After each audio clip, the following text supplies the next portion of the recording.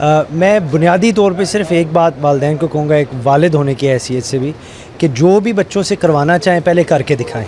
اگر آپ بچوں کو نماز چاہتے ہیں، آپ کے بچے اولاد نماز پڑھے تو نماز پڑھ کے ان کو پہلے دکھائیں۔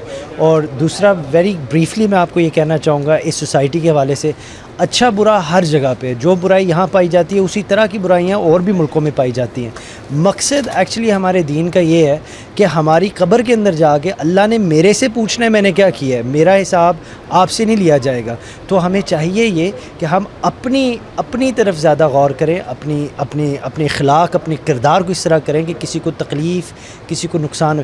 Everybody should be safe from the hands of a Muslim, and that is the ultimate recognition of a person who calls himself a Muslim، کہ وہ دوسروں کو اتنے سکون اور آرام سے رکھے، کسی کو تکلیف نہ ہو۔ تو میں سمجھتا ہوں اگر اپنے اعمال، اپنے کیریکٹر، اپنی کرتوتوں کی طرف دیکھا جائے، اپنی نماز پکی کی جائے، اس طرح کی جگہیں آباد کی جائیں، آپ جیسے اتنے اچھے لوگ یہاں رہ رہے ہیں، آپ اچھی کمپنیز رکھیں، بچوں کو رکھیں، تو آئی ایم شیور کہ انشاءاللہ تعالیٰ آنے والے وقت میں ہم بہتری کی طرف جائیں گے۔ As far as the ills of the society are concerned, there's a limited amount of difference جو کوئی بھی میک کر سکتا ہے۔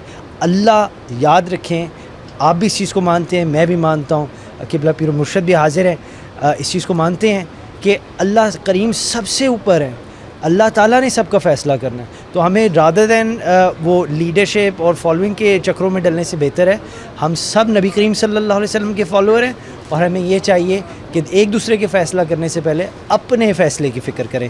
باقی الحمدللہ میری تو جتنے بندوں سے ملاقات ہوئی ہے، بہت اچھا مزاج ہے یہاں کا، بہت اچھا کیریکٹر ہے، اور میں کہوں گا کہ آپ میرے لیے دعا کریں، ہم آپ کے لیے دعا کرتے ہیں، اللہ پاک سب کو خوش رکھیں انشاءاللہ۔ آپ نے اپنے خطاب میں رزق حلال کے حوالے سے بھی گفتگو کی۔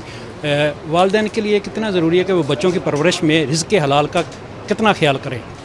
رزق حلال is one of the elements, یہ ایک چیز ہے جس کا خیال رکھنا چاہیے، باقی اپنی گفتگو کو بھی حلال ہی رکھنا چاہیے۔ رزق حلال تو بہت کلیئر ہے، جو چیزیں حرام ہیں وہ کلیئر ہیں۔ فار ایگزامپل الکوہول ایک ایسا بزنس ہے، صرف ادھر نہیں، آئی بین ٹو امریکہ، اور میں یورپ ایکسٹینسولی پھرا ہوں، اور میری الحمدللہ یو کے میں تو میرا اپنا سارا، ہمارے یو کے میں اتنا نہیں ہے مگر باقی یورپین، ہم الکوہول کی ٹریڈ کو بڑا لائٹلی لیتے ہیں، ہمیں اس سے پرہیز کرنی چاہیے۔ یاد رکھیں وہ حرام ہے، اس کی کمائی حرام ہے۔ یہ جب حرام خوراک بچوں کے پیٹ کے اندر جائے گی تو حرام حرکتیں ہوں گی، تو یہ پورا ایک چیز ہے جس کو آپ ٹریس کر سکتے ہیں۔ مگر دس از، جس طرح میں نے کہا، ون آف دی تھنگس۔ دوسری جو چیزیں ہیں وہ آپ کی گفتگو، آپ کا کردار، آپ کا ایٹیٹیوڈ، آپ کا بیہیویئر، بڑوں کے ساتھ، چھوٹوں کے ساتھ، دوسروں کے ساتھ۔ یہ مسلمان ملک نہیں ہے، مگر یہاں مسلمان رہ رہے ہیں، اور یہاں مذہبی لوگ بھی ہیں اور غیر مذہبی لوگ بھی ہیں۔ ہمیں یہ یاد رکھنا چاہیے کہ اللہ رب العالمین ہے، میرا اور آپ کا صرف خدا نہیں ہے، یہ ان کا بھی اللہ تعالیٰ نے ان کی بھی تخلیق کی ہے۔ ہمارے اور آپ پہ ذمہ داری ہے کہ ہم ان کو نقصان نہ پہنچائیں۔ اور میں آخری بات آپ کو یہ کہنا چاہوں گا، نبی کریم صلی اللہ علیہ وسلم کی حدیث مبارک ہے، اوتھینٹک حدیث ہے۔ آپ صلی اللہ علیہ وسلم نے فرمایا کہ those who are not grateful to others cannot be grateful to Allah سبحانہ و تعالیٰ، یعنی جو دوسروں کا، جس نے اس پہ احسان کیا ہو، اس کا شکریہ ادا نہیں کر سکتا، وہ خدا کا شکر گزار نہیں ہو سکتا۔ اس ملک کا ہمارے اوپر احسان ہے، whether we like it or not، تو ہمیں کم از کم ادھر کے لاز ابائڈ کر کے، اور ہر جو ادھر کے قوانین ہیں ان کو فالو کر کے، ایز اے مسلم اتنا ٹائم نہیں کہ میں آپ کے ساتھ وہ فقہی یا شرعی گفتگو کروں، مختصر اتنا کہوں گا کہ ان کو آپ فالو کریں تو انشاءاللہ تعالیٰ اللہ پاک کرم فرمائیں گے۔